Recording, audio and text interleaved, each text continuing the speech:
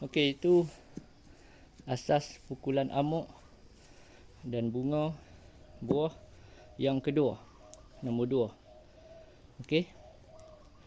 Dia kita panggil tebas lah, ataupun libas tepi atau pancung.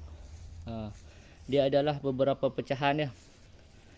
Ada masa yang kita hanya menebas tebas libas lah, libas tepi, atau ada masa kita pancung tetak macam ni. Ini libas.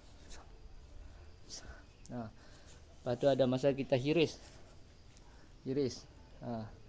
Tapi untuk permulaan tak apa, hayun dulu.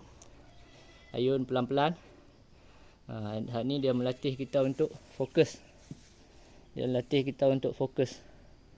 Ini bila kita dapat buat, fokus kita tu akan tinggi lah. Ya Allah, kucing ni. Fokus kita akan tinggi. Itu saja. Buat berlatih je dulu. Janji bergerak. Yang penting bergerak. Lepas tu perlahan-lahan langkah kita ikut. Okey, itu saja pukulan yang kedua. Kita masuk pukulan yang ketiga pula.